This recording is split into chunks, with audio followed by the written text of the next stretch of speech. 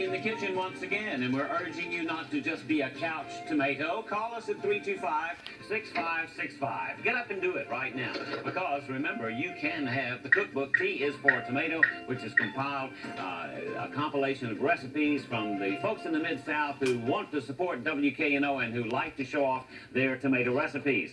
325-6565.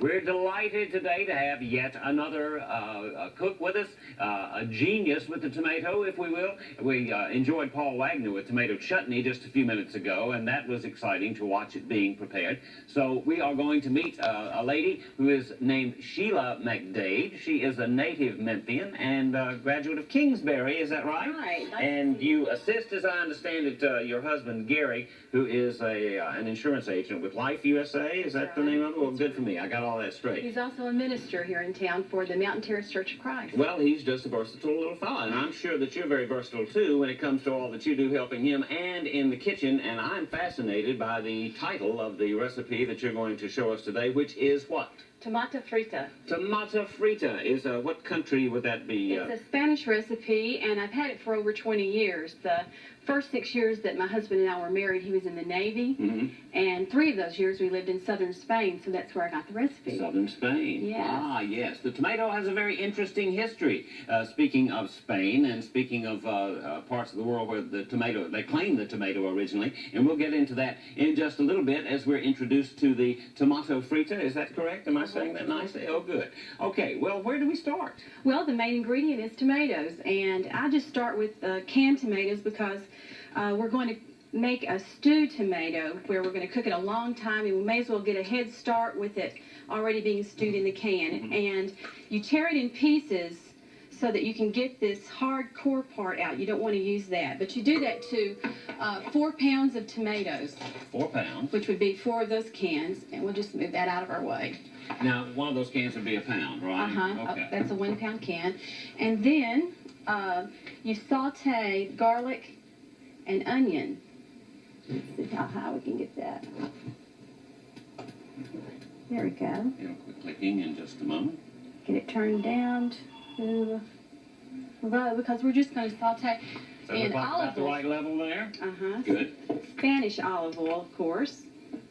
And about 1/4 of a cup, at least 1/4 of a cup, because this oil is going to go into the tomatoes and flavor them with garlic and onion. See if we can get that hot enough. How's she doing? That level of heat just about right? Okay. Right. So. Okay, what have we done to the onions here? Mince them. This is garlic and onions that I minced ahead of time. It's not quite hot enough, but you get the idea here. It would take us too long, I think, to wait for it. There it's sizzling a little. I hear it. Yes, it's reporting in. Can you smell that?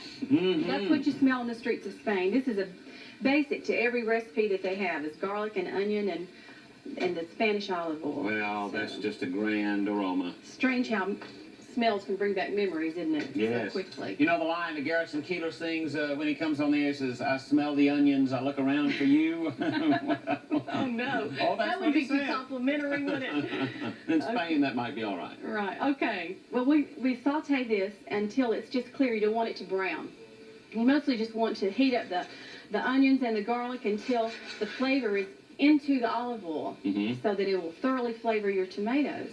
So we'll just put this in here for demonstration because I've actually done both of these processes already. Good. And let me show you that. And leave this on, do you? Wait for a moment, and I want you to see this. This has been cooking for 3 hours. Oh, wow, that's a nice consistency. Yeah. Okay. It's a wonderful flavor there. And that's what you want is a deep, rich flavor to the I have got to smell this stuff all afternoon long. We got to get to eating here in a little while. Now, it's tantalizing. The reason it's called tomato frita is because the fried foods that are added later. You know, in America, it's unusual to actually put a fried food into a sauce. Usually we just dip it or pour it over our fried guess foods. That's true, yeah. But there's surprises to this recipe. And the girl that gave this recipe to me did it this way. I don't know why. Maybe to save, it was more economical or something, to just add a little olive oil to her corn oil when she would fry her potatoes and chicken. That's what goes in. I never thought of mixing the oils, but that's what she did. I guess it just the olive oil flavor. Well, see, the girl that gave me the recipe, actually her mother made it for us, And she was a poor little widow there that was a neighbor of mine in Spain. Okay. And she had raised her family there in a one-room apartment and shared a kitchen with 3 other families. Good. So they were. This is peasant food. I don't think you could get this at a fancy restaurant in Well, those Spain. peasants eat good. Evidently. This aroma is any judge. When her daughter married an American serviceman, and then they had money to buy all of the ingredients, she loved cooking, and she would entertain us quite a bit. So Oh, that's I fascinating learned the way you quite learn a to do few this. recipes. Yeah. So we just tossed the chicken into seasoned flour with salt and pepper in the flour. And we'll see if we can have time to get this cooking here to add it to the sauce. Tomato frita. Frita referring to the fried aspect of it, because this is something that Sheila learned in Spain. There's no telling how old this recipe is because, of course, I've had it for over 20 years, but, you know, it's just so basic to Spanish cooking, the garlic and onion and olive oil, that, and it's such an ancient country. When we were there, we lived near Cadiz, which is the city where Christopher Columbus got his sailors from. We actually What's the name of the city? Cadiz, they pronounce it. Oh, is that the C-A-D-I-Z? Uh-huh. Oh, yeah. Is that the way they pronounce That's it? the way they pronounce it. I know. And we say Seville and they say Sevilla. Sevilla. Okay. But anyway, we visited there where Christopher Columbus got his sailors from a prison there.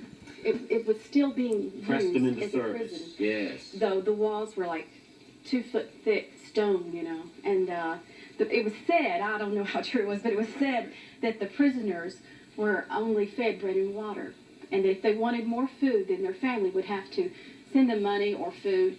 And also they made crafts. And they had a little craft shop there where you could buy the crafts that the prisoners made. And we bought a model ship, which got stolen since we moved to Memphis. But Well, anyway, I all the thought way that from was, Spain just to get stolen. it's Fine. such an old country, you know. That was impressive to me. One of the items of information about the history of the tomato that was interesting to me, well, I'll just go ahead and put this to you in the form of a trivia question. On what continent did the tomato originate? Was it South America, North America, Europe, Asia, Africa? Where was it? We'll talk about that in a little bit. I don't know the answer You don't to that know? one. No. All right, we'll just cheat a little bit here because I've prepared some chicken and potatoes ahead of time. The potatoes are just cut into small pieces like French fries and fried the same way as this with corn oil and olive oil mix. Right. So, For purposes of our demonstration, this is a very good way to do it, huh? yeah. Okay, You so can we'll cheat a just. little bit. We won't say All a word. right. Okay, I'll turn this way down for the tomatoes here that are bubbling. And it smells so good. Yes. And you cook this, like I said, 3 hours, and then you add your fried potatoes and your fried chicken to that, and let this cook for about 5 minutes. So what happens is the flavors 5 minutes? mingle. Yeah, just enough for them to mingle in the starch of the potatoes and the starch of the chicken, or the flour on the chicken. It's sort of like when you make a beef stew, you know, you take the beef chunks and you flour them. Yeah. And when you add that water, it makes a gravy, and Nice you put in your tomato consistency. paste, and Yes. it's like a tomato gravy. Well, this chicken does a little bit the same Gravy's way. nice. So it's a real rich flavor.